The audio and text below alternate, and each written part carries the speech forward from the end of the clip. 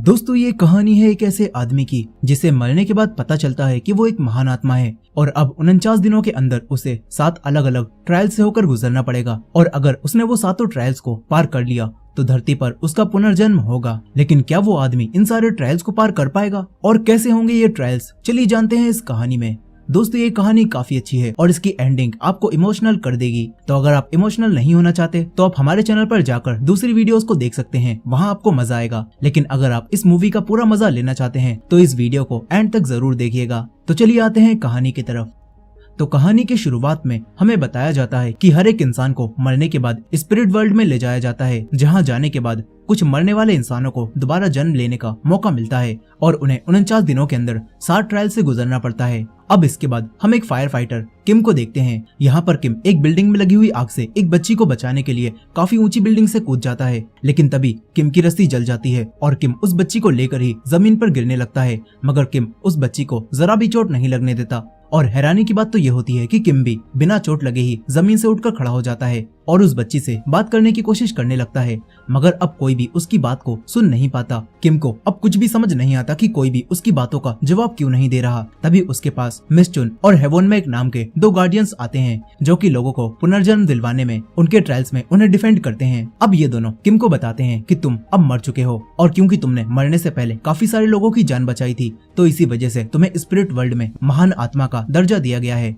यहाँ मिस चुन किम को बताती हैं कि अब हम और हमारे बॉस मिलकर तुम्हें 49 दिनों के अंदर 7 ट्रायल्स को पार करवाएंगे, जिससे तुम्हारा पृथ्वी पर पुनर्जन्म हो जाएगा। ये बात सुनकर किम पूरी तरह से हैरान रह जाता है कि वो मर चुका है, उसे कुछ भी समझ नहीं आता। और तभी उसकी नजर जमीन पर पड़ी हुई उसकी डेड बॉडी पर जाती है जिसे उसके साथी उठा रहे होते हैं और ये देखकर किम को यकीन हो जाता है कि वो सच में मर चुका है। अब यहाँ किम काफी डर जाता है और इन दोनों गार्डियन से कहता है कि एक आखिरी बार मुझे अपनी माँ से मिलने दो, मैं अपनी माँ से मिलकर कुछ कहना चाहता हूँ। लेकिन ये दोनों गार्डियंस किम को उसकी माँ से नहीं मिला सकते थे, इसीलिए ये लोग अब किम को स्पिरिट वर्ल्ड में भेज देते हैं। वहीं दूसरी तरफ हम इन गार्डियंस के तीसरे साथी को भी देखते हैं जिसका नाम गैंगरिम होता है। यहाँ गैंगरिम किम के फ्यूनरल में आता है जहाँ वो किम की माँ और उसके भाई सुहोंग को देखता है। वो लोग किम की मौत से काफी दुखी थे। अब इसके बाद ये तीनों गार्डियंस किम को लेकर स्पिरिट वर्ल्ड में आ जाते हैं। यहाँ किम को उसके पहले पड़ाव में एक खूनी नर्क मिलता है और ये देखकर तीनों गार्डियंस हैरान रह जाते हैं। वो किम से पूछते हैं कि आखिर दुनिया में तुमने किसका मर्डर किया है जिसकी सजा तुम्हें यहाँ पर मिलेगी। इस पर किम इन्हें मना करता है और कहता है कि मैंने किसी को भी नहीं मारा। तभी मिस चुन अपनी आंखें बंद करती है और किम की पूरी लाइफ को देखने लगती है और फिर इन सभी लोगों को पता चलता है कि काम के दौरान किम का एक दोस्त किम के गलत फैसले की वजह से बिल्डिंग के नीचे दबकर मर गया था और इसी वजह से उसके मर्डर का पाप किम के ऊपर आया है। अब ये जानकर ये लोग किम को गॉड ऑफ मर्डर के पास लेकर आते हैं। यहाँ किम देखता है कि गॉड ऑफ मर्डर ने कई सारे मर्डर करने वाले लोगों को सजा देने के लिए आग में डाला हुआ है और यहाँ उन सब की आत्मा काफी तड़प रही होती है। अब स्पिरिट वर्ल्ड के 2 प्रोसिक्यूटर किम को पुनर्जन्म लेने से रोकने के लिए किम पर उसके दोस्त का मर्डर का आरोप लगाने लगते हैं और कहते हैं कि किम के गलत फैसले की वजह से ही किम के दोस्त की जान गई थी, इसी वजह से किम गुनहगार है। यहाँ ये सब सुनने के बाद गैंगरिम गॉड ऑफ मर्डर को किम और उसके दोस्त की आखिरी बातचीत दिखाते हैं, जिससे अब इन सभी लोगों को पता चलता है कि किम उस दिन अपने दोस्त को ही बचा रहा था। लेकिन तभी उसके दोस्त ने किम से कहा कि तुम जाकर पहले दूसरे लोगों को बचाओ, मैं अपनी जान बचा लूंगा। किम अपने दोस्त की बात मानकर दूसरे लोगों को बचाने चला गया और इसी दौरान किम का दोस्त बिल्डिंग के नीचे दबकर मर गया। साथ ही यहाँ पर गैंगरिम गॉड ऑफ मर्डर को यह भी बताता है कि किम ने उस रात 8 लोगों को मरने से बचाया था, लेकिन वो अपने दोस्त को नहीं बचा पाया और इस बात का उसे बहुत गिल्ट भी था।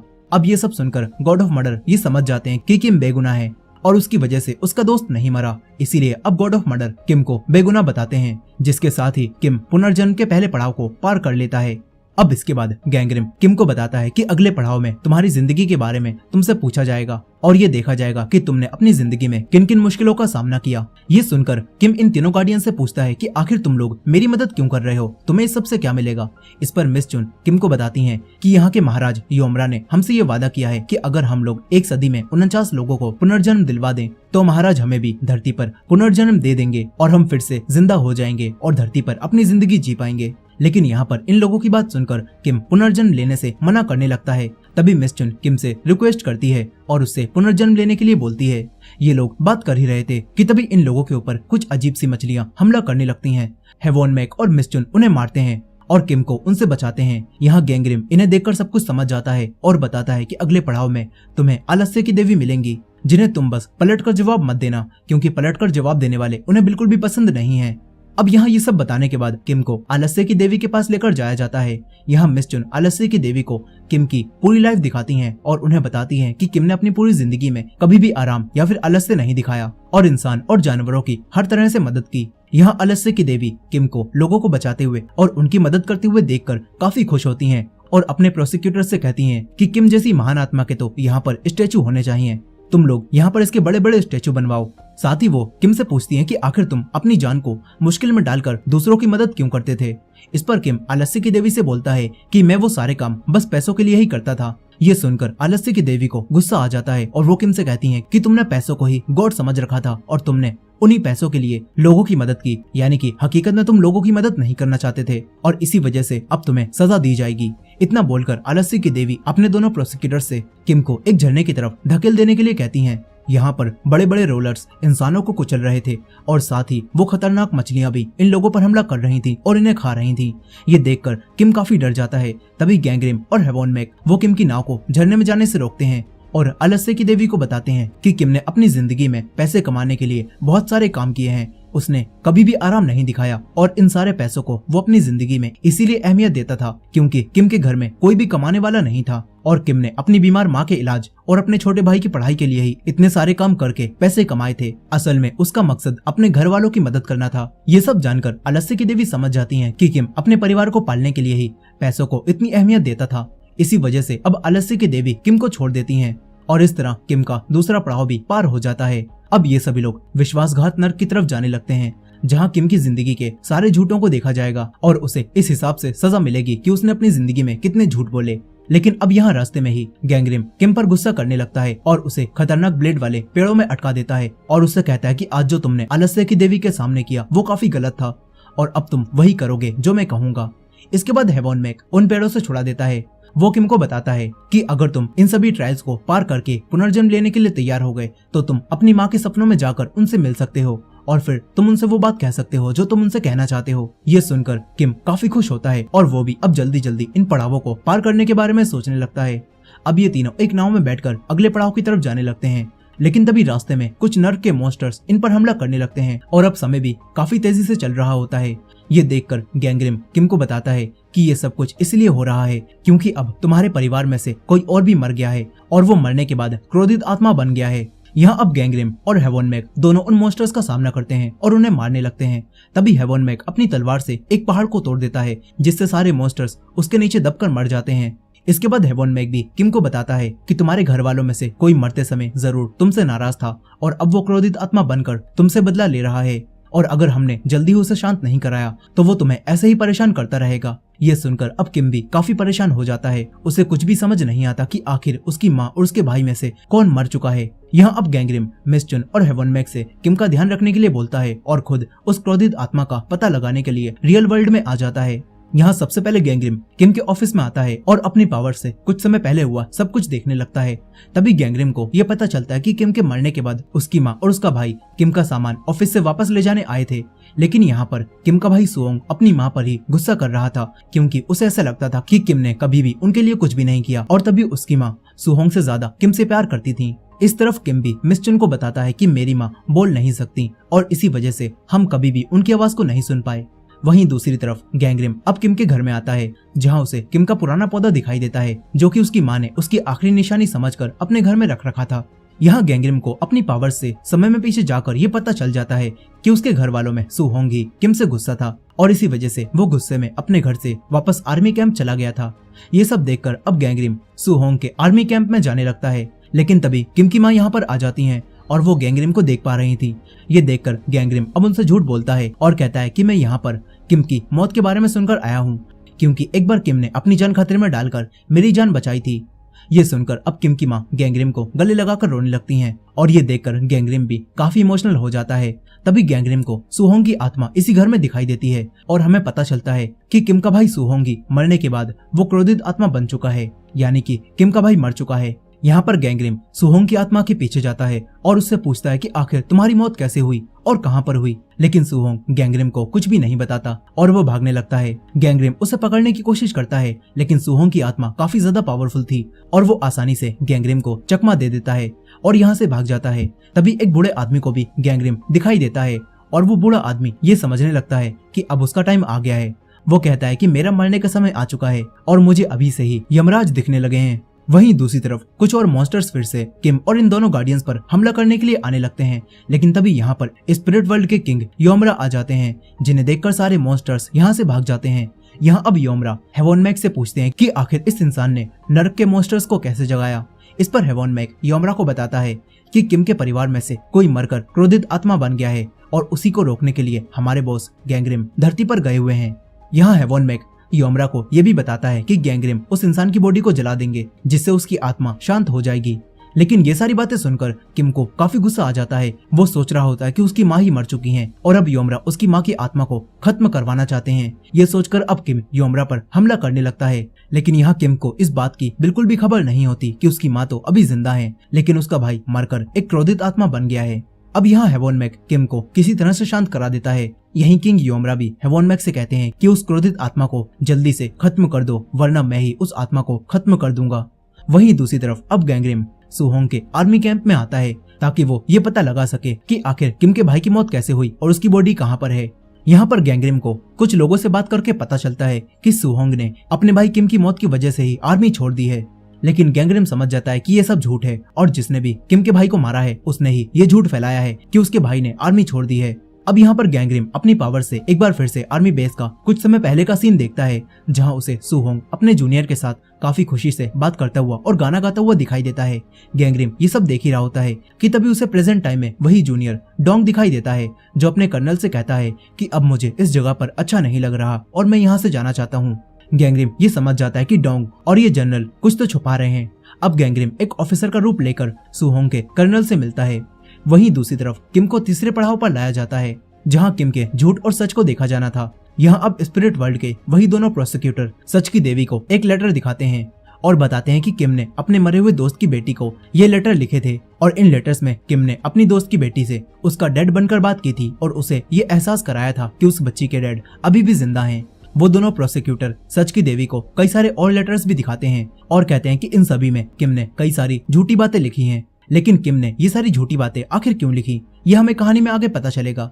खैर अब ये सब देखकर सच की देवी, जो कि एक छोटी बच्ची होती है, वो हैरान रह जाती है और यहाँ पर हेवनमैक को भी किम के इतने सारे झूठों पर काफी गुस्सा आता है और वो किम से पूछता है कि आखिर तुमने इतने सारे झूठे लेटर्स उस बच्ची को क्यों लिखे। इस पर अब किम इन लोगों को बताता है कि मुझे अपने दोस्त के मरने से काफी बुरा लग रहा था और उसकी बेटी काफी छोटी थी और मैं उसे उदास नहीं देख सकता था, इसीलिए मैंने उसे ये लेटर्स लिखे और उसे ये एहसास दिलाया कि उसके डैड अभी भी जिंदा हैं। वहीं दूसरी तरफ गैंग्रिम अब सुहोंग के कर्नल से मिलता है और उससे कहता है कि जब तुम सब लोगों को ऐसा लग रहा है कि सुहोंग यहाँ से भाग गया है, तो तुम लोगों ने अभी तक ये बात उसकी माँ को क्यों नहीं बताई।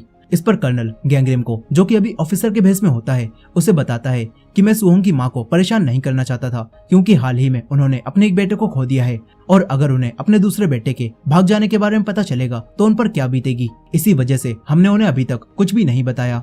ये सब सुनकर गैंग्रिम समझ जाता है कि कर्नल झूठ बोल रहा है, क्योंकि सुहोंग भागा नहीं बल्कि मारा जा चुका है। अब यहाँ पर गैंग्रिम कर्नल से डायरेक्ट पूछता है कि बताओ तुमने सुहोंग की बॉडी को कहाँ पर दफनाया है। ये सुनकर कर्नल हैरान रह जाता है। वहीं दूसरी तरफ सच की देवी अब किम से कहती है कि तुमने उस बच्ची को झूठी उम्मीद दी कि उसके पिता भी जिंदा हैं और इसी वजह से वो बच्ची रोज अपने पिता का इंतजार करने लगी और वो आखिर में काफी दुखी भी हो गई और ये सब तुम्हारे झूठे लेटर्स की वजह से हुआ। ये बोलकर अब सच की देवी किम को सजा देने के लिए उसकी जबान काटने के लिए कहती हैं। इस तरफ कर्नल गैंग्रिम की बात का कोई भी जवाब नहीं देता। इस पर अब गैंग्रिम कर्नल को जल्द से जल्द सच बताने की वार्निंग देता है और यहाँ से बाहर निकल जाता है। फिर वो मिस चुन से स्पिरिट वर्ल्ड को दिखाने के लिए कहता है और अब गैंग्रिम सारे हालात देखने के बाद मिस चुन को किम को डिफेंड करने के लिए कहता है और मिस चुन को पीछे से सब कुछ बताने लगता है। इसके बाद मिस चुन सच की देवी को एक बार फिर से किम के लिखे हुए वही सारे झूठे लेटर्स दिखाती हैं और बताती हैं कि किम ने ये सारे लेटर्स उस बच्ची के लिए नहीं लिखे थे, बल्कि इसमें कई सारे ऐसे लेटर्स भी मौजूद हैं जो कि किम ने अपनी माँ को लिखे थे और किम ने इन लेटर्स में ऐसा दिखाया था कि वो अपनी लाइफ में काफी खुश है और इसी वजह से किम की माँ, जो कि बीमार थी और उनके पास जीने की कोई भी उम्मीद नहीं थी, उन्हें ये लेटर्स पढ़ने के बाद जीने की उम्मीद मिल गई थी और उनकी बीमारी भी ठीक हो गई थी। मिस चुन कहती हैं कि किम बस अपनी माँ और उस बच्ची के जीवन को अच्छा करना चाहता था और इसी वजह से उसने ये सारे झूठे लेटर्स लिखे थे। ये बात सुनकर अब सच की देवी ये समझ जाती हैं कि किम उस बच्ची को अच्छा फील ही कराना चाहता था और इसी वजह से वो ये सब कुछ कर रहा था। अब ये जानकर सच की देवी किम को छोड़ देती हैं और साथ ही सच की देवी दोनों प्रोसिक्यूटर्स को काफी कुछ सुनाती हैं। इसके बाद किम दोनों गार्डियंस के साथ आगे जाने लगता है। तभी हेवन मैक किम से पूछता है कि आखिर तुम अपनी माँ से मिलने के लिए इतने उतावले क्यों हो रहे हो, आखिर वो कौन सी बात है जो तुम अपनी माँ को बताना चाहते हो। इस पर अब किम इन दोनों को बताता है कि मैंने अपनी माँ के लिए एक इलेक्ट्रॉनिक कुकर खरीदा था और उसे स्टोर रूम में रख दिया था और मैं अपनी माँ को वही देना चाहता था। लेकिन यहाँ पर मिस चुन किम के सारे जीवन को देखती है और बोलती है कि मैं जानती हूँ कि तुमने उस कुकर में एक लेटर रख रखा है जिसके अंदर तुमने कोई भी झूठी बात नहीं लिखी और अपने दिल की सारी फीलिंग्स बताई हैं। खैर अब यहाँ पर गैंगरिम अपनी शक्तियों से किम और दोनों गार्डियंस के सामने आता है और वो किम को बताता है कि तुम्हारी माँ अभी भी जिंदा है। साथ ही गैंगरिम किम से झूठ भी बोलता है और कहता है कि तुम्हारा भाई भी बिल्कुल ठीक है। लेकिन यहाँ गैंगरिम अपने दोनों साथियों को सच बता देता है और कहता है कि सुहोंग मर चुका है और वही एक क्रोधित आत्मा बन गया है। इसके बाद अब गैंगरिम अपनी पावर से सुहोंग की पीछे की लाइफ को देखता है जहाँ पर सुहोंग ड्यूटी के दौरान डोंग को समझा रहा था और सुहोंग कहता है कि तुम मेरे भाई की मौत से इतना परेशान मत हो और उसे भूल जाओ जैसे कि मैं उसे भूल चुका हूँ। यहाँ ये बोलकर सुहोंग अपने दोस्त डोंग को गले लगाने लगता है और तभी डोंग अपनी राइफल को ठीक करता है। लेकिन तभी डोंग से गलती से गोली चल जाती है और वो गोली सुहोंग के लगती है और इस तरह सुहोंग की मौत हो जाती है। सुहोंग का दोस्त डोंग ये सब देखकर काफी डर जाता है। वो तुरंत ही अपने कर्नल को फोन करके यहाँ पर बुलाने लगता है। वहीं दूसरी तरफ मिस चुन और हेवन मैक किम को लेकर इनजस्टिस और बेट्रेयल के ट्रायल पर आते हैं जहाँ पर बस उन्हीं लोगों को सजा मिलती है जिन्होंने अपनी जिंदगी में किसी पर अन्याय किया होता है। अब यहाँ पर आते ही इस जगह की बर्फ टूटने लगती है और ये देखकर ये लोग यहाँ पर लगी हुई लिफ्ट को स्टार्ट करते हैं और उसमें बैठकर यहाँ से भागने लगते हैं। वहीं दूसरी तरफ गैंगरिम को अब पता चलता है कि सुहोंग के गोली लगने पर जब कर्नल यहाँ पर आया था तो कर्नल ने सुहोंग को मरा हुआ पाया था और उसे अपनी प्रमोशन की चिंता थी क्योंकि जल्दी ही उसका प्रमोशन होने वाला था और इसीलिए उसने सुहोंग को बिना किसी को बताए ही जमीन में दफनाने का फैसला किया। लेकिन यहाँ पर गैंगरिम ये देखता है कि सुहोंग असल में उस वक्त मरा नहीं था और वो जिंदा था और ये देखकर गैंगरिम को भी अपने भाई और अपने डैड की याद आने लगती है क्योंकि उसके डैड को भी ऐसे ही जिंदा जला दिया गया था। अब यहाँ पर डोंग और कर्नल सुहोंग को जिंदा ही दफन कर देते हैं और उसकी माँ को भी ये बताया जाता है कि सुहोंग आर्मी छोड़कर भाग गया। लेकिन ये सब जानकर गैंगरिम सुहोंग की बॉडी को जमीन से बाहर निकालने लगता है। वहीं दूसरी तरफ मिस चुन और हेवन मैक किम से बात कर रहे होते हैं। तभी बातों ही बातों में हेवन मैक के मुंह से सच निकल जाता है और वो किम को बता देता है कि तुम्हारा भाई सुहोंग मर चुका है और वही क्रोधित आत्मा बन गया है। ये सुनकर किम काफी दुखी होता है। अब तभी इस लिफ्ट का एक तार टूट जाता है और दोनों गार्डियंस नीचे गिरने लगते हैं। वो दोनों लिफ्ट को पकड़ लेते हैं और यहाँ पर लटक जाते हैं। तभी किम रस्सी पर लटक कर इन्हें बचाने आता है और कहता है कि मैं अब तुम्हारी पूरी मदद करूंगा। वहीं दूसरी तरफ गैंगरिम भी सुहोंग की बॉडी को जमीन से निकाल ही रहा होता है। लेकिन तभी यहाँ पर उसके पास हेवन मैक आता है और गैंगरिम से कहता है कि सुहोंग की बॉडी को तुरंत ही जला दो ताकि उसकी आत्मा खत्म हो जाए। लेकिन गैंगरिम ऐसा करने से मना करता है और कहता है कि मैं सुहोंग की बॉडी को उसकी माँ को देना चाहता हूँ ताकि वो अपने दूसरे बेटे का भी एक प्रॉपर फ्यूनरल कर पाए और उन्हें सारी सच्चाई पता चल सके। लेकिन अब यहाँ पर हेवन मैक सुहोंग की बॉडी को जलाने की कोशिश करने लगता है मगर गैंगरिम हर बार उसे ऐसा करने से रोक लेता है। तभी हमें पता चलता है कि हेवन मैक तो किम के साथ है। तो आखिर गैंगरिम के पास कौन है, इसके बारे में हमें कहानी में आगे पता चलेगा। खैर अब यहाँ पर गैंगरिम हेवन मैक से वापस चले जाने के लिए बोलता है। वहीं दूसरी तरफ वो दोनों गार्डियंस किम को विश्वासघात नर्क में ले जाते हैं। इधर असली दुनिया में डोंग जिसकी गोली से सुहोंग मरा है वो अपने किए पर काफी दुखी होता है। वो एक क्लब में आकर काफी ज्यादा ड्रिंक करने लगता है। यहाँ पर सुहोंग की आत्मा भी डोंग को मारने के लिए आ जाती है मगर तभी गैंगरिम उसका पीछा करने लगता है और काफी कोशिश करने के बाद गैंगरिम सुहोंग की आत्मा को पकड़ लेता है और उसे शांत हो जाने के लिए कहता है। गैंगरिम उससे कहता है कि तुम्हारी वजह से तुम्हारा भाई भी अब मुश्किल में है। लेकिन ये सब सुनकर सुहोंग कहता है कि मेरा कोई भी भाई नहीं है और किम तो हमें पहले ही छोड़कर चला गया था और वो वापस आया भी तो मरने के बाद। यहाँ गैंगरिम सुहोंग को काफी समझाता है और कहता है कि तुम्हारे साथियों को ऐसा लग रहा था कि तुम मर गए हो, इसी वजह से उन्होंने तुम्हें दफना दिया। लेकिन ये सारी बातें सुनकर भी सुहोंग पर ज्यादा असर नहीं पड़ता और वो गुस्से में आता है और यहाँ से भाग जाता है। इस तरफ डोंग अब कर्नल के पास आता है और कहता है कि मैं अब सभी लोगों को सच बता देना चाहता हूँ कि मैंने ही सुहोंग को मारा है। लेकिन कर्नल उसे ऐसा करने से मना करता है। कर्नल को बस अपने प्रमोशन की पड़ी होती है। इस तरफ गैंगरिम भी अब स्पिरिट वर्ल्ड में वापस आ जाता है और यहाँ पर किम अब गैंगरिम से रिक्वेस्ट करता है और कहता है कि तुम मेरे भाई की आत्मा को खत्म मत करना और तुम उसकी आत्मा को वापस उसके शरीर में डालकर उसे फिर से जिंदा कर दो। लेकिन गैंगरिम किम से कहता है कि मैं ऐसा नहीं कर सकता। इस तरफ अब डोंग सुहोंग की माँ के पास आता है और उन्हें सुहोंग के जमीन के नीचे दफन होने वाली जगह का पता बता देता है। यहाँ पर सुहोंग भी ये सब देख रहा था और वो समझ जाता है कि डोंग काफी ज्यादा पछतावे में जी रहा है। इस तरफ अब दोनों गार्डियंस किम को उसके अगले पड़ाव के लिए हिंसा के नर्क में ले जाने लगते हैं और वहां जाने के लिए उसे एक गहरी खाई में जंप करा देते हैं। यहाँ पर इन्हें लग रहा होता है कि किम तो एक महान आत्मा है, इसीलिए उसने अपनी जिंदगी में किसी पर भी वायलेंस नहीं किया होगा और ये खाई काफी छोटी होगी। लेकिन ये खाई काफी ज्यादा लंबी होती है और ये लोग यहाँ गिरते ही चले जाते हैं। वहीं दूसरी तरफ सुहोंग को मारने की वजह से डोंग अंदर से काफी दुखी हो चुका था और अब वो सुसाइड करने लगता है। यहाँ गैंगरेम भी ये सब देख रहा था। अब तभी सुहोंग की आत्मा गैंगरेम के पास आती है और कहती है कि तुम डोंग को बचा लो, बदले में तुम जो भी कहोगे मैं वो करूंगा। ये सुनकर अब गैंगरेम डोंग की गले की रस्सी को काट देता है और उसे मरने से बचा लेता है। वहीं दूसरी तरफ किम और दोनों गार्डियंस अभी भी खाई में बड़े बड़े पत्थरों पर गिरे जा रहे थे। यहीं सुहोंग की आत्मा गैंगरेम से डोंग के सामने एक गाना गाने के लिए बोलती है। गैंगरेम वो गाना गाता है जिससे डोंग समझ जाता है कि ये सुहोंग की आत्मा है और अब सुहोंग गैंगरेम के जरिए डोंग से कहता है कि मैंने तुम्हें माफ कर दिया। इस तरफ ये तीनों तेजी से खाई में जमीन की तरफ गिर रहे थे। तभी किम मिस्चुन का हाथ पकड़ लेता है और उसे जमीन पर गिरने से बचाने लगता है, लेकिन तभी किम भी जमीन पर टकराने से रुक जाता है। इसके बाद ये सभी लोग गॉड ऑफ वायलेंस के पास आ जाते हैं, जहाँ पर वही दोनों प्रोसिक्यूटर्स भी होते हैं जो किम को पुनर्जन्म लेने से रोकने की कोशिश कर रहे हैं। अब वही दोनों आदमी गॉड ऑफ वायलेंस को किम के बचपन की कुछ वीडियोस पत्थरों के जरिए दिखाते हैं, जिसमें किम अपने छोटे भाई सुहोंग को बहुत बुरी तरह से मार रहा होता है। ये दोनों प्रोसिक्यूटर गॉड ऑफ वायलेंस से कहते हैं कि किम ने उस दिन अपने भाई को जान से मारने की कोशिश की थी। यहाँ किम भी अपनी इस हरकत को देखकर काफी दुखी हो जाता है और उसे भी ये सारी घटना याद होती है। अब यहाँ वो दोनों आदमी गॉड ऑफ वायलेंस को ये भी बताते हैं कि किम उस दिन अपने भाई को पीटने के बाद घर से भाग गया और फिर वो 15 सालों तक घर वापस नहीं लौटा और जब वो लौटा तो वो मर चुका था। ये सब सुनकर गॉड ऑफ वायलेंस को गुस्सा आ जाता है और वो किम को सजा देने लगते हैं। यहाँ वो किम को एक खाई में फेंकने के लिए कहते हैं जहाँ पत्थरों से काफी ज्यादा लोगों को कुचला जा रहा था और ये देखकर किम काफी डर जाता है। वहीं अब गैंगरेम को भी ये सारी बात पता चलती है और इन्हें कुछ भी समझ नहीं आता कि ये लोग किम को कैसे बचाएं। इसीलिए अब गैंगरेम मिस्चुन से कहता है कि गॉड ऑफ वायलेंस से कंबाइंड ट्रायल की मांग करो। यहाँ मिस्चुन गॉड ऑफ वायलेंस से कंबाइंड ट्रायल की मांग करती हैं और कहती हैं कि अगले पड़ाव में अगर किम दोषी साबित हो गया तो उसे दुगनी सजा मिलेगी और साथ ही हम तीनों गार्डियन से भी हमारी सारी शक्तियां छीन ली जाएंगी। ये सुनकर गॉड ऑफ वायलेंस किम को सजा नहीं देते और उसे अगले पड़ाव पर जाने देते हैं। इस तरफ अब गैंगरेम भी सुहोंग की आत्मा को उसके असली शरीर जैसा बना देता है और उसे लेकर आर्मी कैंप में आने लगता है। तभी सुहोंग गैंगरेम को बताता है कि उस रात मेरे भाई किम ने मुझे इसलिए मारा था क्योंकि मैंने ये देख लिया था कि उस रात किम हमारी बीमार माँ को मारने की कोशिश कर रहा था।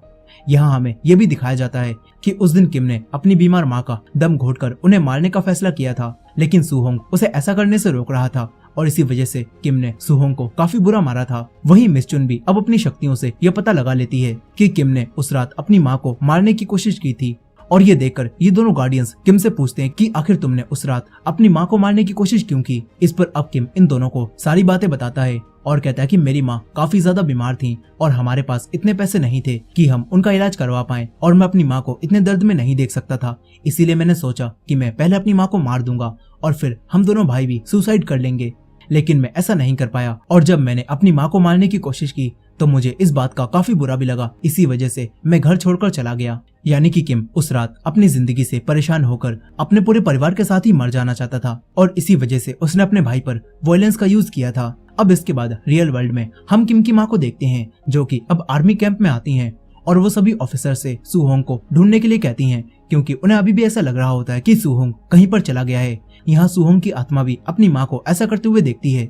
अब यहाँ पर कर्नल सुहोंग की माँ को धक्का देकर कैंप से बाहर निकालने लगता है और ये सब देखकर सुहोंग को काफी गुस्सा आ रहा होता है। वहीं दूसरी तरफ किम और दोनों गार्डियंस पर कुछ मॉन्स्टर्स हमला करने लगते हैं। यहाँ हेवन मैक उन्हें मारने लगता है। वहीं रियल वर्ल्ड में कर्नल के धक्का देने से अब सुहोंग की माँ बेहोश हो जाती हैं और ये सब देखकर सुहोंग को अब काफी गुस्सा आता है। वो फिर से क्रोधित आत्मा बन जाता है और अपनी पावर से यहाँ पर एक बहुत बड़ा तूफान बना देता है। यहाँ सुहोंग के ऐसा करने से स्पिरिट वर्ल्ड पर भी उसका असर पड़ता है और दोनों दुनिया जुड़ जाती हैं। अब ये तीनों लोग भी उस तूफान में आ जाते हैं। इस तरफ सुहोंग आर्मी कैंप में तबाही मचाने लगता है। कर्नल ये सब देखकर यहाँ से भागने की कोशिश करता है, लेकिन तभी सुहोंग कर्नल के पूरे ट्रक को ही हवा में उड़ा देता है और कर्नल को मारने की कोशिश करता है, मगर तभी गैंगरेम बीच में आता है और कर्नल को बचाने लगता है, लेकिन सुहोंग उसे दूर फेंक देता है। वो कर्नल को बिजली के झटके देने लगता है। ये सब देखकर गैंगरेम हेवन मैक को आवाज लगाता है और इस दुनिया में आने के लिए कहता है। हेवन मैक तुरंत ही रियल वर्ल्ड में आ जाता है और वो कर्नल को बचा लेता है। वहीं दूसरी तरफ तूफान की वजह से किम अब रेत में दबने लगता है। मिस्चुन उसे बचाने की बहुत कोशिश करती है, लेकिन वो किम को बाहर नहीं निकाल पाती। तभी मिस्चुन जोर जोर से चिल्लाने लगती है और उसकी आवाज सुनकर सुहोंग भी अपने भाई को देख लेता है। वो समझ जाता है कि उसकी वजह से उसका भाई मुसीबत में है। इसी वजह से अब सुहोंग की आत्मा शांत हो जाती है। वहीं अब किम भी अपने आखिरी पड़ाव पर पहुंच जाता है, जहां उसके सामने खुद किंग योमरा आते हैं, जो किम से इस चीज का ट्रायल लेने वाले थे कि असली दुनिया में किम और उसकी माँ का रिश्ता कैसा था। लेकिन यहाँ पर योमरा बिना किसी बातचीत के ही किम को उसकी माँ को मारने की कोशिश करने की वजह से ही दोषी बताकर उसे सजा सुनाने लगते हैं। लेकिन तभी मिस चुन योमरा की बात को बीच में ही रोकती है और उन्हें समझाने की कोशिश करती है कि किम ने अपनी माँ को इसीलिए मारने की कोशिश की थी क्योंकि वो बीमार थी, और फिर किम उन्हें मारने के बाद खुद भी सुसाइड करने वाला था। साथ ही मिस चुन योमरा को ये भी बताती हैं कि किम ने अपनी माँ को जिस टाइम मारने की कोशिश की उस समय पर वो बेहोश थी और उन्हें इस बारे में कुछ भी नहीं पता। लेकिन मिस चुन की ये सारी बातें सुनकर योमरा इन्हें कर्म के आईने में उस समय का दृश्य दिखाते हैं, जहाँ पर जब किम अपनी माँ को मारने की कोशिश कर रहा था तो उस वक्त इनकी माँ बेहोश नहीं थी और वो सब कुछ जानती थी। ये सारी बातें जानकर किम भी काफी ज्यादा दुखी हो जाता है और वो सोचता है कि उसकी माँ को उस रात के बारे में सब कुछ पता था, लेकिन फिर भी उसकी माँ ने कभी भी इसके बारे में किसी को कुछ नहीं बताया और वो हमेशा किम के घर वापस आने का इंतजार करती थी। यहाँ ये सब जानकर किम कहता है कि मैं सजा के ही लायक हूँ, मुझे सजा मिलनी ही चाहिए, मैंने अपनी माँ के साथ बहुत गलत किया। लेकिन किम किंग योमरा से कहता है कि मुझे थोड़ा सा और समय दे दो, मैं आखिरी बार अपनी माँ से अपनी गलतियों की माफी मांगना चाहता हूँ। मगर यहाँ पर किंग योमरा किम को और समय देने से मना कर देते हैं और कहते हैं कि मैंने दुनिया में तुम्हें काफी समय दिया था, लेकिन तुम कभी भी अपनी माँ के पास वापस नहीं गए और न ही कभी उनसे माफी मांगी। यहाँ ये सब बोलने के बाद योमरा अपने प्रोसिक्यूटर से किम को सजा देने के लिए कहते हैं और यहाँ पर गैंगरिम और हेवन में को भी अब ऐसा लगने लगता है कि अब वो लोग किम को पुनर्जन्म नहीं दिलवा पाएंगे और अब इन तीनों की सारी शक्तियां भी छिन जाएंगी। लेकिन तभी ये सब देखकर सुहोंग अपनी माँ के सपने में जाता है और उन्हें बताता है कि मैं हेवन में एक जज बन गया हूँ। साथ ही वो गैंगरिम और हेवन में को भी अपनी माँ के सामने लेकर आता है और उन्हें अपना दोस्त बताता है। यहाँ अब सुहोंग अपनी माँ से पूछता है कि आपको वो समय याद है जब किम मुझे और आपको मारने वाला था। यहाँ ये बात याद दिलाकर सुहोंग अपनी माँ से कहने लगता है कि किम हमारे घर से जाने के बाद हमें हर महीने पैसे भेजता था, लेकिन वो कभी भी हमसे मिलने यहाँ पर नहीं आया और जब भी हमें उसकी याद आती थी तो वो हमारे बीच नहीं था। यहाँ पर सुहोंग की ये सारी बातें सुनकर उसकी माँ काफी ज्यादा रोती हैं और उसी रात को याद करने लगती हैं। और अब जब ये उसकी माँ का सपना होता है तो यहाँ सुहोंग की माँ बात भी कर पाती हैं और वो सुहोंग से बोलती हैं कि मेरी नजर में तुम दोनों भाइयों ने उस रात कुछ भी गलत नहीं किया था और तुमने हमेशा मेरा ख्याल ही रखा था। यहाँ पर किम की माँ सुहोंग से बोलती हैं कि ये सब बस मेरी बीमारी की वजह से ही हुआ था, मैं एक अच्छी माँ नहीं थी, मैंने हमेशा ही तुम्हें अकेला छोड़ दिया। यहाँ ये सब बोलने के बाद सुहोंग की माँ भी काफी ज्यादा रोती हैं और उनसे माफी मांगने लगती हैं। ये सब देखकर स्पिरिट वर्ल्ड में किम और बाकी सभी लोग भी इमोशनल हो जाते हैं। और अब ये सब जानने के बाद किंग योमरा भी ये समझ जाते हैं कि किम की माँ ने किम को उस रात के लिए काफी पहले ही माफी दे दी है। और ये जानकर अब किंग योमरा किम से कहते हैं कि स्पिरिट वर्ल्ड में उस पाप की कोई सजा नहीं मिलती जिसकी माफी इंसान को दुनिया में ही मिल गई हो। और ये बोलकर किंग योमरा किम को निर्दोष साबित कर देते हैं और साथ ही किम के पुनर्जन्म का ऐलान भी कर देते हैं। और इसी के साथ किम कहीं और जन्म लेने के लिए स्पिरिट वर्ल्ड से चला जाता है।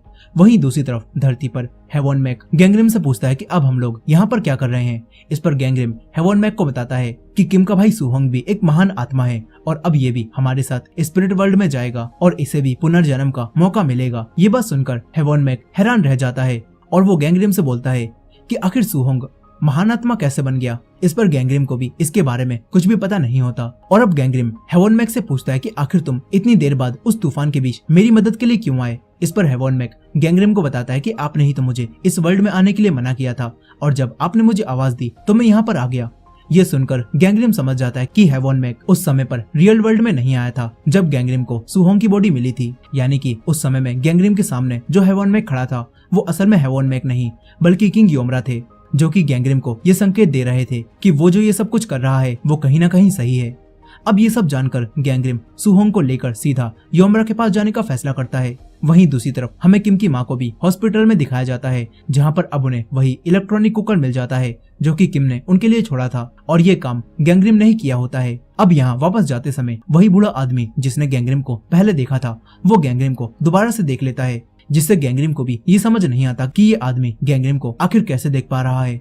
अब यहीं किम की माँ उस कुकर को खोलती हैं और उसके अंदर उन्हें वही लेटर मिलता है जो कि किम ने उनके लिए छोड़ा था और उस लेटर को पढ़कर किम की माँ को पता चलता है कि इतने सालों से किम उन्हें खुश रखने के लिए अपने लेटर्स में झूठी बातें लिख रहा था और इस आखिरी लेटर में किम ने अपनी माँ के लिए सारी सच्ची बातें लिखी होती हैं और अपनी फीलिंग्स को जाहिर किया होता है। वहीं गैंगरिम और हेवन मैक सुहोंग को अब डायरेक्ट किंग योमरा के किले में ले जाने लगते हैं ताकि उन्हें ये पता चल सके कि आखिर किंग गियोमरा ने रियल वर्ल्ड में आकर गैंग्रिम को क्या मैसेज देना चाहा था। लेकिन यहाँ पर किंग गियोमरा की फौज इन्हें ऐसा करने से रोकती है और ये लोग अब किंग गियोमरा की फौज से फाइट करने जाने लगते हैं। और इसी के साथ ये कहानी यहीं पर खत्म हो जाती है। मूवी के आखिर में हम कुछ और स्पिरिट गार्डियंस को भी देखते हैं और वो उसी आदमी की आत्मा को निकालने के लिए आए थे जो बार बार गैंग्रिम को देख रहा था। लेकिन अब तभी एक आदमी इन्हें देख लेता है और उन्हें ऐसा करने से रोकता है और इसी के साथ ये कहानी यहीं पर खत्म हो जाती है।